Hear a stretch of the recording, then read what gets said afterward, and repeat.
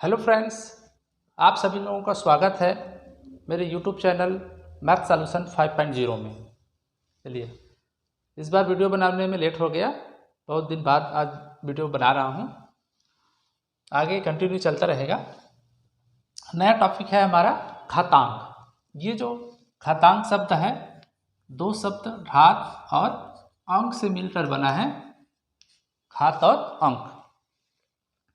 अंक मालूम है सभी को, अंक क्या होता है? 1 2 3 4 5 6 धनात्मक ऋणात्मक, या नहीं तो फिर हमारा एक संख्या परमेय संख्या भी होता है बटे के रूप में, दशमलव के रूप में। तो ये सब अंक का प्रयोग हम घात के रूप में करेंगे। तो ये घात क्या है? घात अंग्रेजी में एक्सपोनेंट भी बोलते हैं या पावर भी कहीं पर बोल देते हैं, पावर। जैसे 2 गुणित 2, 2 बार उड़ा है 2 का, वही संख्या। जैसे 3 गुणित 3 गुणित 3 गुणित 3 गुणित 3, 3 का गुणा कितनी बार हो रहा है यहाँ पर? 5 बार। ये जो संख्या है वही है और 5 बार हो रहा है। तो इसी को हम एक इस प्रकार से लिखते हैं, एक बार, और ये कितनी बार है उसको बताने के लिए हम लिखते हैं छोटा सा अंक। इसमें हम एक बार लिखेंगे 3, क्योंकि 3 बार बार ही 3 है, तो ये 3 हो गया। और ये कितनी बार है उसको हम ऊपर में छोटा सा, ऊपर में थोड़ा सा बगल, बिल्कुल ऊपर में नहीं, ऐसा नहीं, ऐसा भी नहीं, ऊपर भी नहीं, थोड़ा सा बगल, या इस बगल में भी नहीं, उसका स्थान देख लीजिए, आपको समझ में आ रहा होगा। तो ये जो अंक लिखा हुआ है यहाँ पर 5, यहाँ पर 2, यही घातांक है।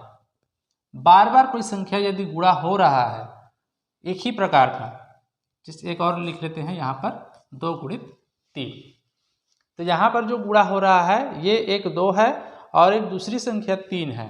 तो यहाँ पर हम घातांक का प्रयोग नहीं कर सकते, क्योंकि हम इस प्रकार से नहीं लिख सकते। 2 का घात 3 गलत हो जाएगा, फिर इसका मतलब अलग है। ठीक, संख्या क्या होनी चाहिए? दोनों समान होनी चाहिए। ये 2 है तो ये भी 2 होगा, तभी उसको घात के रूप में हम बदल सकते हैं। और संख्याएं अलग अलग है तो घात के रूप में नहीं बदल सकते या नहीं लिख सकते। और उदाहरण देख लेते हैं, 5 गुणित 5 गुणित 5, तो क्या हो जाएगा? 5 का घात 3। 2 गुणित 2 गुणित 2 गुणित 2 गुणित 2, क्या हो जाएगा? 3 4 5 6, 2 का घात 6। और हमेशा याद रखना, ये जो अंक है घातांक जो हम लिख रहे हैं वो क्या होना चाहिए? ये जो अंक है उसे छोटा छोटा होना चाहिए। नहीं फिर इस प्रकार से हम लिख देंगे ऐसा, तो फिर 26 की तरह दिखेगा, या ऊपर में लिख देंगे ऐसा तो भी ये ऊपर में 6 नीचे में 2, ये घात की तरह नहीं है। घात लिखने के लिए हम घातांक को उसके सिर के ऊपर थोड़ा सा बगल में छोटे अक्षर, जितना बड़ा ये है उससे छोटा दिखाई देना चाहिए। 2 का घात 6, इस प्रकार। तो ये है घातांक। और इस घातांक का मतलब क्या है? तो मतलब यही है जो सामने हम गुणा के रूप में देख रहे हैं, ये कहलाता है घातांक रूप और ये कहलाता है प्रसार रूप। उसको फैला करके लिखा गया है, दोनों का मतलब सेम ही है। 3 का घात 5, इसका मतलब 3 का 5 बार गुणा ही है। इसका वास्तविक जो मान है, जब मैं पहले लिख लेता हूँ, जैसे 2 का घात 4 लिखा हुआ है, तो इसका मान क्या आएगा? यदि प्रसार के रूप में लिखा जाए तो ये लिखा जाएगा 2 गुणित 2 गुणित 2 गुणित 2, और इसका जो वास्तविक मान है वो है 2 दूने 4 दूने 8 दूने 16, तो ये हो गया 16। तो 2 का घात 4 का जो मान है क्या आया? 16 आया। मतलब यहाँ पे जो दिखाई दे रहा है उससे वो काफ़ी बड़ी संख्याएं होती है।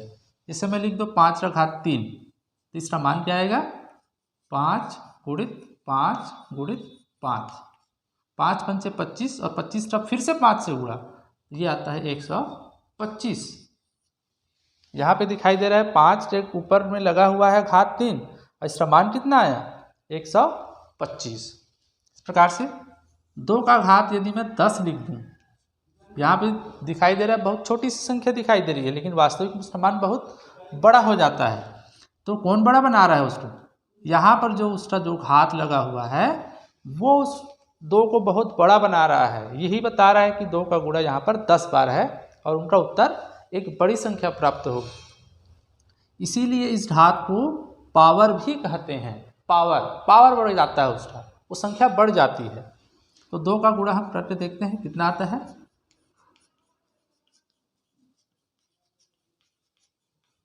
1 2 3 4 5 6 7 8 9 और 10।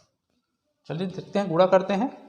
2 दूने 4, 2 ने 8, 2 ने 16, 2 ने 32, 2 ने 64, 2 ने 128, 2 ने 256, 2 ने 512, 2 ने 1024, ये आया। 2 का घात 10 मतलब 1024। इस प्रकार से जितनी घात की संख्याएं जितनी बड़ी होगी वो संख्याएं उतनी ही बड़ी प्राप्त होगी। ठीक है, इतने उदाहरण से आपको मेरे ख्याल से समझ में आया हुआ कि घातांक क्या है। घातांक यह है। तो आप किसी भी प्रकार का यदि आपको प्रश्न मिलता है कि घात रूप में लिखिए या घात का मान निकालिए, तो आप आसानी से इसको हल कर सकते हैं। जैसे प्रश्न आ गया कि इसको घात रूप में लिखिए, तो क्या लिखेंगे आप? यदि आप समझ रहे हैं तो लिखेंगे 2 का घात 4। एक प्रश्न आता है इस प्रकार से 7 का घात 3, इसका मान ज्ञात कीजिए। तो जो मान है आप कैसे निकालेंगे?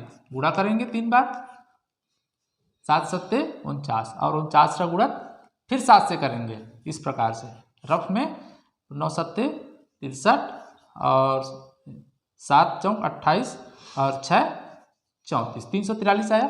3 का मान कितना हो गया? 343। 3 बार गुणा करिए। इस प्रकार से किसी भी संख्या जो घात में है उसको हम फैला कर भी लिख सकते हैं, फैला हुआ रूप में है गुणक रूप में, उसको घात रूप में भी लिख सकते हैं। और उसका यदि मान निकालने को कहा जाए तो आप गुणा करके बार बार गुणा करके मान भी निकाल सकते हैं।